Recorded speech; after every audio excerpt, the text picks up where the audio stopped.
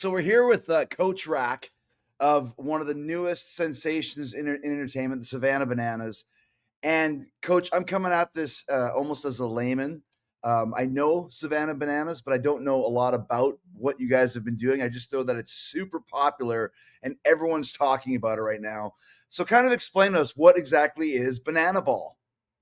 Banana ball is a variation of baseball with a bunch of new rules. The Savannah Bananas actually started as a just collegiate summer baseball team, where college players would go there to get their work in during the summer. And Jesse Cole, the owner, just started doing things a little bit differently, inspired by the WWE, inspired by the Harlem Globetrotters, inspired by all these other sports entertainment industries. And what you get now today is a new sport.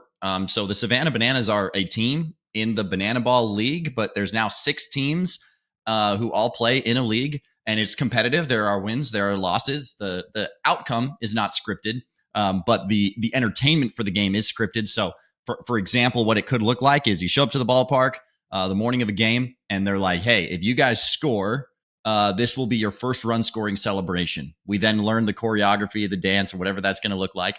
And then we move on to, okay, if we score a second time, this is what it's going to look like. And there'll be other entertainment scripted like that. But then we just play a game of baseball with some new adapted rules. We do some trick plays. And then that's that. So it's a variation of baseball. It's a lot of fun. And we're kind of just touring the country with it right now. It's interesting. So you mentioned kind of the Harlem Globetrotters connection. Now, the Harlem Globetrotters was more of a show, right? You would have the team would play, and then they'd play the Washington Generals, and they would have their set, plays and all this sort of stuff. And the Harlem Globetrotters always won. But this is not what happens with Savannah Bananas. It was what you're saying. So there's actually you're just playing a game of baseball, and whatever happens, happens. Yes, 100%. Yeah, the Bananas get beat all the time. We we don't always win. The outcomes are definitely not scripted. That's the main difference between, say, the Globetrotters and the Bananas.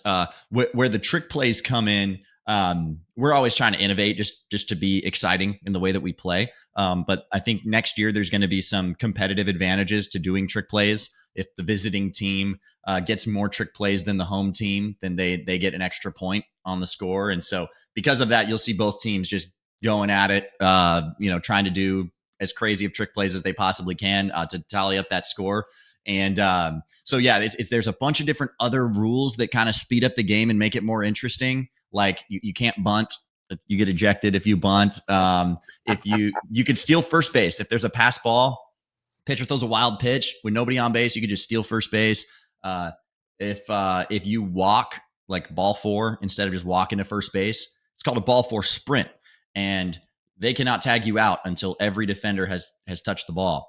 So walks now turn into something where the catcher throws it to short, throws it to second, throws it to third, throws it to first. So there's lots of different interesting rules like that speed up the game. And it is a ton of fun to play.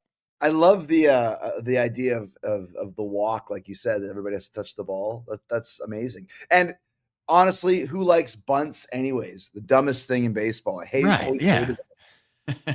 Stupid thing there. So who kind of created the game and makes the rules and that sort of a thing? Yeah, Jesse Cole is his name, and he created the sport of banana ball, and he's the kind of visionary behind this whole thing. The players, though, and staff and everything, like they have input. I mean, if we have ideas for a way to improve the game, like he's always welcome to suggestions. But Jesse Cole's the mastermind behind all of it. So how did you get involved, Coach Rack, in becoming kind of one of the faces of the whole league? Yeah, dude, I've got a crazy story, but to make a long story short, I played professional baseball briefly. In 2021, I got signed by the Nationals, and when that happened, I told my dad that I had gotten signed. My dad threw me batting practice all growing up, and I tell my dad that I got signed. He was working at Firestone at the time, and didn't intend for this to happen at all. I had no social media presence whatsoever. Posted the video to TikTok, not thinking anything of it. And the next day I woke up with a couple 100,000 followers just from people seeing that video. And so fast forward to a year later, I didn't really post anything for that whole year. I didn't know how to do social media at all. It was just this one viral video, but I get released from the Nationals, and I'm kind of embarrassed because I got released so quickly after getting signed, and there's all these people that were kind of keeping up with my career. And so for about 2 months, like my wife and I moved back in with my parents. I wasn't really sure what to do. And I was like, you know what? I'm going to make a video. I'm going to tell everybody, hey, look, I got released. This is where I'm at. I don't have it figured out right now. I posted that video and I expected people to, make fun of me and criticize me and all of that. And instead it was met with a lot of positivity. Like people were encouraging and so from that moment on, I was like, okay, I think I can do this content thing. I'm just going to share wherever I'm at, whatever that looks like. And I also think I had some good things to share coaching the game of baseball. So that's where I ended up getting the name Coach RAC. I just started making coaching videos. I committed that summer to make one video every day and just see where it took me. And so I did that every day that summer. By the end of the year, it was a full-time job, and my wife and I were able to move out of my parents' house. And so that's how I ended up getting into content. So fast forward to 2023, end of the year, a friend of mine encouraged me. He was like, hey man, the Savannah Bananas got this tryout. It's in your area. It's like 45 minutes from your house. You should just go to it. And the Bananas released their schedule for 2024 and their big league parks on it. They were going to big league stadiums for the first time. And I was like, okay, that's kind of cool. So I ended up going to the tryout. It went well and joined the Bananas for 2024. And but that's why I kind of got to join the Bananas right before this like crazy trajectory they've been on. So I feel blessed to be a part of it. It's been fun. Let's go back to talking about, you said the Nationals. Is that the Washington? Who is that? Washington Nationals? Okay, right. Let's talk about how hard it is to make it into the major leagues, first of all, because you talked about how you had played your whole life and you finally get signed and then you got released. How hard is it to get signed? And then I guess how easy is it to get released? Yeah. Oh man, baseball's tough, dude. I mean, just like anything, right? Like any professional sports, people don't realize just how competitive it truly is. I was one of the best, players in my high school league, and then I get to college ball at UC Riverside, and I batted 150. I was terrible, and I was like, man, these guys are good, and spent 3 or 4 years in college ball and worked my way up to where I'm like one of the best players in the conference in my college. And that would end up getting me signed by the Nationals. But like there were 2 or 3 guys from my conference who got signed, I was like, it's not easy. And so I was one of the few that got picked up. But then once you actually get signed, the likelihood of you actually making it all the way to the big league club, it's generally about 12% of guys who get signed break the big leagues. So you're just dealing with fractions of percents to make it. And I only got a handful of I got 20 something at bats in the organization, and that was it. So when my career first ended in 2022, I was like, man, I really wish I got a bigger shot at this. But funny enough, at 23 years old, I'm considered old already. So You're washed up, yeah. Yeah. So that was I was a little disappointed initially with my career, and I never could have imagined it turning into this other career with the Bananas. What position do you play? Yeah, I play left field now. I was an infielder my whole life, but since I've been with the Bananas, they've moved me to the outfield. So let's talk more about the Bananas and banana ball, because what I'm watching and seeing the clips and seeing some of the commercials and all this sort of thing, you guys are dancing and there's flips and there's sing-alongs, and it really is, like you mentioned, a little bit of WWE, a little bit of Harlem Globetrotters, but kind of talk about the course of a game and some of the things that happen to you while you're playing it. Man, dude, we've had some really cool moments. So, okay, one thing that was really neat was July 13th of last year. It was the 3-year anniversary to me getting signed by the Nationals. So I was signed July 13th, 2021. July 13th, 2024, we just so happened to be playing at Nationals Park. It's like the 3-year anniversary, me getting signed. And the owner, Jesse Cole, was like, hey, man, like we should recreate that moment with your dad of you getting signed, like just have him walk you up to home plate and we'll show the video on the video board for the whole stadium. So we do that. I get to walk up to home plate with my dad and get a standing ovation. It was awesome. And then in my last at bat in that game, hit a home run to right field. It was like the most incredible moment. I've always wanted to hit a homer in a big league stadium, and I got to do that. That was so cool. Another thing, dude, like we have so many like guests and celebrities. So sometimes, like the last series, we were in Houston and we're sitting in the clubhouse, and all of a sudden 50 Cent walks in with like giant bodyguards, and we're like, all right, we're learning to dance now with 50 Cent, I guess. So we have so many, crazy random things that happen. I'm not surprised by anything, but lots of fun moments, lots of good like baseball moments, like the double plays, the home runs, the like there's a lot of that. And then there's also a lot of just like silly stuff, and we mess up all the time, and we're just numb to it by now. It's just fun. So when do you do like a dance routine? Is there a certain moment where if this happens, we do this? Yeah, yeah. It's so all of our run scoring celebrations are like pre-planned. So if we, like if we score a run for the first time, that whole dance has already been planned. Sometimes too, like you'll see a pitcher dancing with like the catcher and the second baseman and stuff. And so whenever you see the pitcher dancing, that's pre-planned from beginning the game. It's like, hey, in the third inning, second pitch, second batter, you're gonna do this dance, and that's all like pre-choreographed. That's like always a thing in every game. So there's little moments that are like little moments of entertainment that are always constant throughout every game. But then there's also these other random productions that we'll have. Sometimes we'll have halftime shows. And so when we were in New York, we had like one guy who was on Broadway and who was like the main guy in Hamilton. Like he came in and did this whole like halftime show with us, and we had to like learn a whole dance choreography for it. So we have the craziest stuff planned. Sometimes it changes every game, but there are some constant pieces of entertainment that we do every game, I guess. So do you have obviously you have a coach for the team? Do you have like a dance coach and an entertainment coordinator and that sort of thing as well? Oh yeah, we got both of those things. So our dance coach, Maceo, is a really good dancer, and he comes up with pretty much all of our choreography. And so he'll teach us all the dances. He's really good. And then we've got another guy, Zach Frangelo, who's like the director of entertainment. And so he'll come up with certain ideas for when this will happen. And then there's a bunch of other people too that are helping us with props and with like there's so much that goes into it. But yeah, we've got all of those things. Is everybody on the team like I'm envisioning like when the Chicago Bears have to do the refrigerator dance or whatever. Like you have these athletes that aren't coordinated to dance and sing. Are all your guys on the team athletes and entertainers? Or there's some of the dead ringer athletes that are like, man, I don't know how to dance. We'll just try and fit in. It's a good mix of all of it, but there's definitely some guys who have no idea how to dance. And we always give them a hard time for it, but they're always willing. It's just part of the job.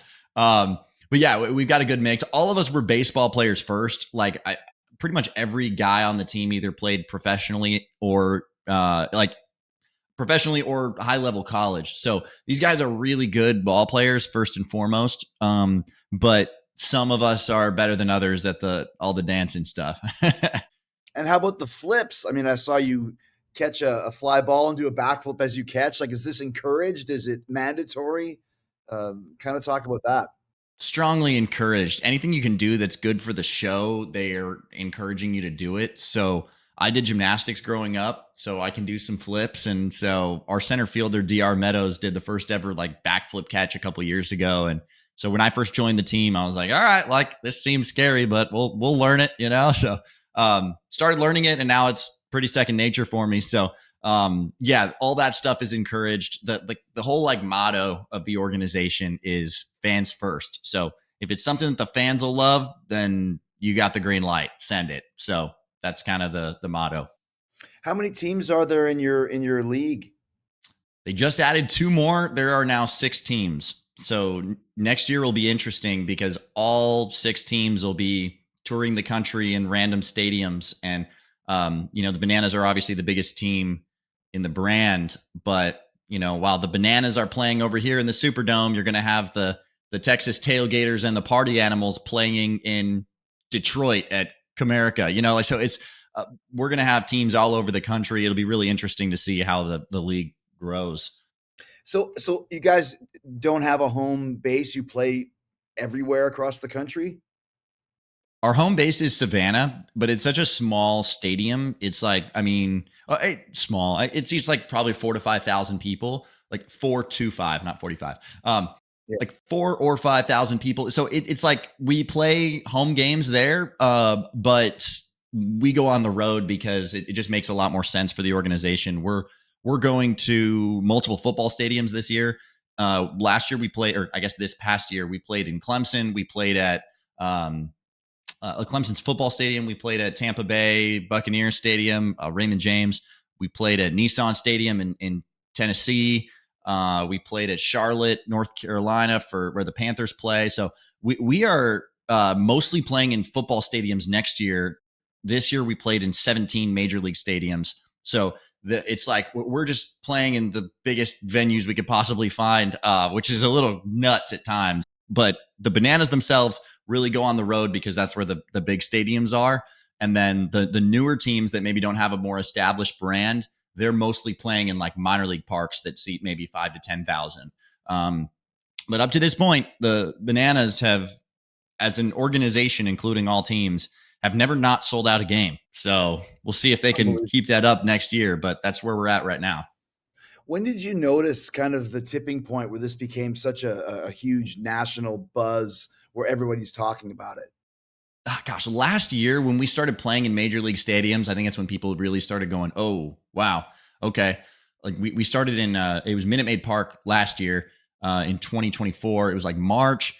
And we went in and played there. And that seats 44,000 people or something like that. And all the players were like, like, are we really going to sell this thing out? I don't know. And it was packed to the brim, and it was a great game. And Roger Clemens came out and pitched an inning, and Roy Oswalt came out and pitched an inning. So it was, people started really talking about us and taking it seriously, I think, when we started selling out major league stadiums. And then this year, it's like, dude, we've been on every major show ever. It's like, Good Morning America, The Tonight Show, like Jimmy Fallon. And like, so this year it's been like a lot more like mainstream media that has really like legitimized it. I want to say next year there's going to be a lot more games on ESPN as well. And I think they're working on a deal there. So I think that this past year especially, it's been really legitimized. Once again, like you guys created something new, and that's always what gets people interested and excited. And I'm sure there's people who like probably don't even watch Major League Baseball that are into the Savannah Bananas and Banana Ball because of the different vibe to it and the more exciting, fun element to it. Definitely. It appeals to a much larger crowd. And I think the cool thing is like the vast majority of the people in the stadium are like just families with kids. Like that's kind of it's very like family oriented. And so that's fun. It really appeals to a lot of different demographics. And so I think that's probably part of the magic of the Bananas is really, you could have someone who's never seen a baseball game before. They'll go to the game and there's just so much happening. It's so entertaining. It's just a good time with the family. So are all the guys on the teams ex players, like major league players, or are they minor league players or AAA players? Like where are you finding your rosters from? Most of the guys played in the minor leagues in some capacity, and then other guys played just in college. We've got, I think the only guy on our team who didn't play college ball is Dakota Stilts, and he plays on stilts. So that's, yeah. Other than that, it's all college and pro. But right now, there's just increasingly more and more demand to play banana ball because we're getting to play in these big stadiums and they're taking care of us more and more as this thing grows. And so it just, for a lot of guys, it's just so much better option than even getting signed and playing pro ball. So it seems to just keep getting better and better, and the demand for it continues to grow. I would assume that the powers that be behind Major League Baseball are probably not too happy about this, kind of cutting into their market. I mean, yeah, a little bit. It's almost like it's a new market. A lot of the baseball purists obviously don't love what we do, like, and understandably so. It's baseball is such a like traditional, like rigid sport, and we're doing the complete opposite. So, I feel like there's, but yeah, we go to a lot of these stadiums and like, it's when we're in Miami, it's like, that's the only time that stadium is going to be filled up all year for the most part. So, right. Yeah. Talk about Stilts. Kind of explain what his gimmick is. Yeah, man. He went to a tryout when like a couple years ago when they were just forming this team, and he went to the tryout on stilts and hit baseballs on stilts and pitched on stilts. And so he'll come in for about one inning a game to pitch or for one at bat. He's surprisingly good, man. Like I did a video one time for my YouTube channel trying to like hit off of stilts just to like see what it would be like Sure. because I'm always on his team. And dude, like we had like five of us on the Bananas. We could not get a base hit off of him. It was like it's coming from like up here. I think Right. on the stilts he's like 10'6" or something like that. So it's just coming from such a weird angle. He's like actually an effective pitcher. But yeah, that's stilts for you. Well, the same thing too. Pitching to him would be hard because you're batting. Your strike zone is 8 feet off the They ground. they put the umpire on like a little like pedestal so that he could like see like from it's funny, man. Are there other players that have gimmicks like that? Yeah, we've got a couple. Stilts is the main one. We got this other guy, Alex Ziegler, and he does a lot of like just bat tricks and like flips the bat around and stuff while he hits. And so he'll kind of similar thing. He'll get like about an at bat every game. But yeah, we got guys like that who have their gimmicks. There's a guy on the Texas Tailgaters who hits on a unicycle, which is nuts. I still Of don't know course. how. Yeah, of course, right. So yeah, there's a couple guys, but those will normally be like maybe one at bat a game where you'll see something like crazy like that, and then the rest of the time it's kind of like, okay, let's go compete. So do you guys have playoffs and a championship winner as well? Yes, we do. And next year that'll be more of a thing just because there's six teams and then there's going to be an even schedule. This past season we only had four teams and the Bananas played more games than anybody else. Next year everyone's going to play the same amount of games and there's going to be a real playoffs and there's going to be, all six teams. So that's like just becoming a thing. So how did you become, one of the faces of the league to where you're promoting the league on the show right now? I think my social media presence initially is a big reason. I went in with a good, pretty solid following, and I think also my style of content is very just like talk into the camera and I guess educate. So when it came to like when we're doing all these crazy things for the first time and we're going into the stadium for the first time, I'm making videos sharing like what that experience is like because when we walked into like Clemson earlier this year, it's like, okay, we're playing in front of 82,000 people. And so to show the behind the scenes of like what that's like, I'm kind of trying to just bring people along for the journey. Cause for me, it's crazy like to do all of this stuff. So I think people have like really associated my brand with the Bananas brand in a big way. Just because of the content that I've made. So I would say that's probably just a main reason. It almost seemed like when you got, cut by the Nationals, it was the greatest moment of your career in retrospect. Yeah, man, I could never have drawn it up. Like, praise God for that, man. Cause yeah, never would have drawn that up. I thought I was done playing and I was totally okay with it. I love making content, got to spend every day hanging out with my wife and spend every day at home. I never would have imagined a tour in the country like this. It's been crazy. How do you like touring and being on the road? Because that's a lot of work. The game is the fun part. It's the other 22 hours of the day that you got to go into hotel rooms and get on planes. How is that for you? Yeah, I mean, yeah, you understand that, man. It's a lot. It's I don't love the travel. I definitely could do without it. We're just constantly on flights. The past 2 weeks I've been home, and it's like the first 2 weeks I've been home all year, legitimately. Like I've never been home Yeah. for more than a 1 week span for the entirety of the year. So that's tough. And my wife and I are expecting a daughter Oh, wow. in Congrats. January.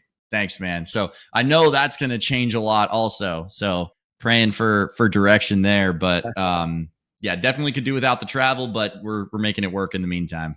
But it's not a year round thing. You guys have a season, right? We do, but man, it takes up most of the year. This year we showed up in January, like first or second week of January for spring training this past year, and our season just ended last week. Wow. So it's like a January through October kind of thing. So talk about when you were making your videos, Coach Rack, and you're talking about coaching. What are some of the things that you would coach, kids when they're learning how to play baseball and wanting to do more in baseball? A lot of time I'm just coaching technique, just how to hit, how to field a ground ball, basic stuff. That's what it started as. I think also I really want to talk about the mental game too. And I've done that a lot because I've noticed that baseball is such a mental game, and kids will have so much of their identity wrapped up in how they perform on the field. So if they have a bad game, they feel like a failure. And if they have a good game, then they feel on top of the world. And I think some of that's natural, but I think that in my experience, I've been able to play so much more freely when I have my identity outside of how I perform on the field. And so that's part of my encouragement to people is be like, hey, don't draw your self-worth from how you're performing on the field. Realize that you are a unique creation that God has made, and you have value in that. And so you don't have to pursue the opinions of other people. You don't have to worry so much about what other people think of you.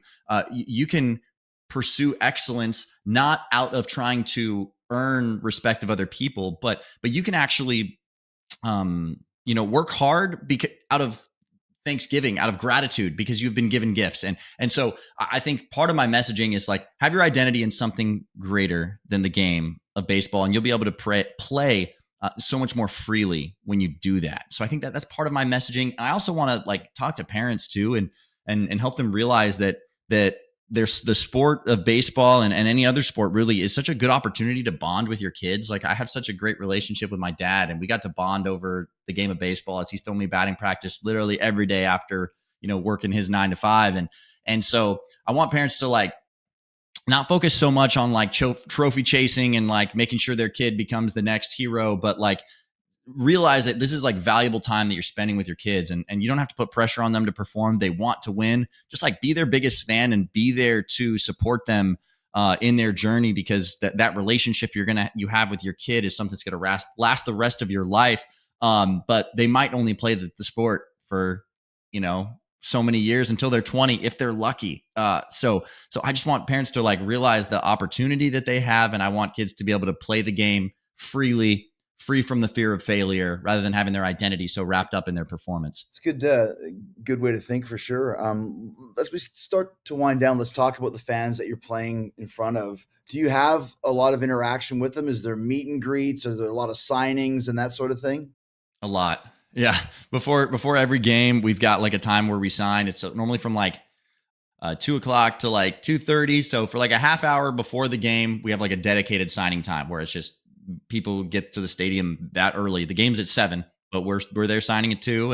And at that point in time at 2:00, we have already done batting practice. We've already done rehearsals. Like we get to the field at like 9:30, 10 a.m. By 2:00, we're in uniform. We're signing autographs. They open the gates to the stadium at like 4:30. We normally sign some more autographs there. When the game ends, there's always people, waiting by the dugout and stuff. So we'll sign autographs then. So I would say on a game day, it's probably about an hour and a half on average that we're signing. So it's a lot. That's an all day thing for you. That, like you mentioned, if you got to get there at 9:30 and do all these different things, I mean, that's a long day. Yeah, we're spending normally about 14, 15 hours a day at the field when it's a game day. How many games do you play a season? Last season we played probably like 75, give or take. Wow, that's a lot of work, man. Because I know how it is too. Like when you have a show to do that night, whether for me if it's wrestling or if it's music, and you have your meet and greet, and that's fine. But I need time to relax. I need time to get into the game zone. This is a lot of extra work that you guys have, which is obviously part of it. But yeah, that makes it even more mentally taxing as well in a lot of ways.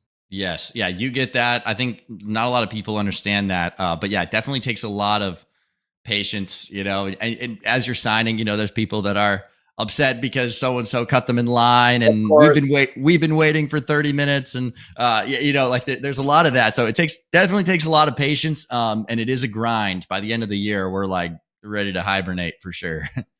What you said, rehearsals, what kind of rehearsals do you do on game day? That's when we do all of our like dance routines and all of that stuff. So our dance coach Maceo will teach us all that we need to learn for that day during that like rehearsal time. There's a lot of singing too, like lip syncing and singing and all that sort of thing as well. Like you guys are full on vaudevillian showmen here at this point. It's nuts, man. Like not a lot of us sing, but a couple of us do. Dalton Malden, a friend of mine, he's a pop singer. And so they have him do a lot of different kind of walk-ups or entrances, singing. And sometimes I'll have him even like sing and play with some of the guests that we have. So that's always fun to see that. But yeah, they got all kinds of talented people in the organization. It's really fun to watch. What are the most popular cities in the country for banana ball? I'd say the biggest, most demand is generally the East Coast. We played at Angel Stadium, Petco Park. We played at West Coast a lot last year, but I think that the biggest demand is probably like the Carolinas and Georgia. That I'd say that's the main demand. Last year we played back to back nights at Bank of America Stadium in Charlotte, and that was like 150,000 people between the 2 days. So it was like it's crazy amount of people. I would say biggest demand is definitely East Coast. I'd say at the moment. I mean, and that's great too because you mentioned the television coverage and all that stuff. That's good for the guys, and I'm sure they have to take care of you guys from a contract standpoint with all this work that you're doing. And I'm sure the bigger it gets, I would hope that the bigger your piece of the puzzle gets. No doubt. Yeah, yeah. It's continued to get better and better, and I'd imagine will continue to do so. Last few things: are you following what's going on in the World Series right now? Yeah, man. I grew up a Dodger fan, so I'm from Southern California. So it's really fun to watch the Dodgers just tear it up right now. Um, yeah, definitely. I'm keeping up with it a little bit. I don't necessarily watch every game, but definitely check on the highlights and the scores and all that good stuff. Is Freddie Freeman still with the Dodgers? Oh yeah, oh yeah. That's the best name ever. Right? I know.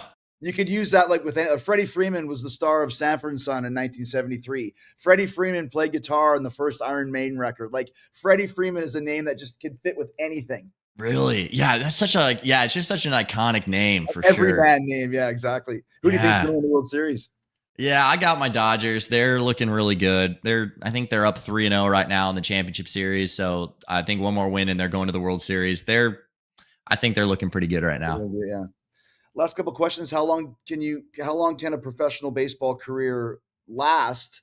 Especially now with banana ball, because there's not as many games, even though there's a lot more ancillary work.